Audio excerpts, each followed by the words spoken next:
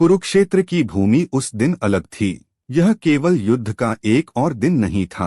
आकाश में उड़ते गिद्ध अचानक चुप हो गए थे। हवा में उड़ती धूल थम गई थी, मानो स्वयं काल भी कुछ सुनने के लिए रुक गया हो।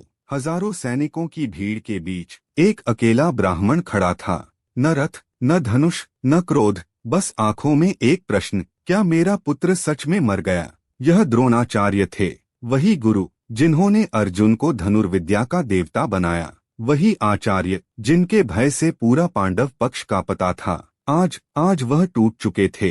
अश्वत्थामा हतः 4 शब्दों का वध। युद्ध की दिशा तब बदली जब एक योजना बनी। कृष्ण जानते थे, जब तक द्रोण जीवित हैं, पांडव नहीं जीत सकते। भीम ने हाथी अश्वत्थामा को मार गिराया, धरती कांप उठी। और फिर युधिष्ठिर आगे बढ़े, उनके होठों से निकला, अश्वत्थामा हतः। और फिर एक क्षीण स्वर, नरो वा कुंजरो वा।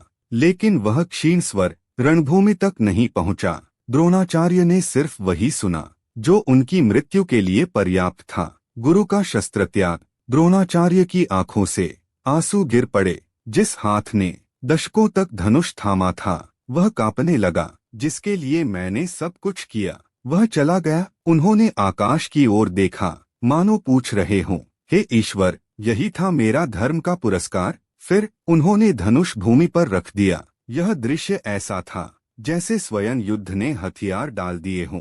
द्रोणाचार्य ध्यान में बैठ गए। न कोई भय, न कोई प्रतिरोध। उन्हें मारना अब युद्ध नहीं था, यह वध था। धृष्टद्युम्न आगे बढ़ा। उसके लिए यह व्यक्तिगत था। उसे जन्म से बताया गया था, तू द्रोण का वध करेगा। लेकिन जैसे ही वह तलवार उठाने वाला था, द्रोणाचार्य ने आंखें खोली। उनकी दृष्टि सीधे युधिष्ठिर से टकराई। युधिष्ठिर ने कभी ऐसी दृष्टि नहीं देखी थी, न क्रोध, न घृणा, बस असीम पीड़ा। द्रोणाचार्य बोले, राजन, आज तुमने युद्ध जीत लिया। युधिष्ठिर चुप रहे। लेकिन बताओ, क्या तुमने स्वयं को भी जीत लिया? युधिष्ठिर के चरण कांप गए। द्रोणाचार्य ने धीमे स्वर में कहा, मैं जानता हूँ, तुमने पूरा सत्य नहीं कहा। जब तुमने वह वाक्य बोला, तुम्हारी आत्मा कांप रही थी। युधिष्ठिर की आंखें झुक गईं। पहली बार धर्मराज को अपने नाम से डर लगा। द्रोणाचार्य बोले, सत्य शब्दों से नहीं, आत्मा से बोला जाता है। और आज तुम्हारी आत्मा मौन थी। कुछ पल का सन्नाटा। फिर द्रोणाचार्य ने कहा, युधिष्ठिर, धर्म सरल नहीं होता, लेकिन जब धर्म को जीत के लिए मोड़ा जाए तो वह भीतर से टूट जाता है। युधिष्ठिर कुछ नहीं बोले, क्योंकि कोई उत्तर था ही नहीं। द्रोणाचार्य मुस्कुराए, मौन भी उत्तर होता है, राजन। और आज तुम्हारा मौन सबसे ऊंचा शब्द है। द्रोणाचार्य ने फिर पूछा, क्या सच में मेरा पुत्र मारा गया है? युधिष्ठिर ने आकाश की ओर देखा। चुप्पी, और उसी चुप्पी में सब कुछ कह दिया गया। द्रोणाचार्य ने आंखें बंद कर लीं। मैं समझ गया। द्रोणाचार्य बोले, युधिष्ठिर, याद रखना, आज तुमने मुझे हराया है, लेकिन मेरे पुत्र को नहीं।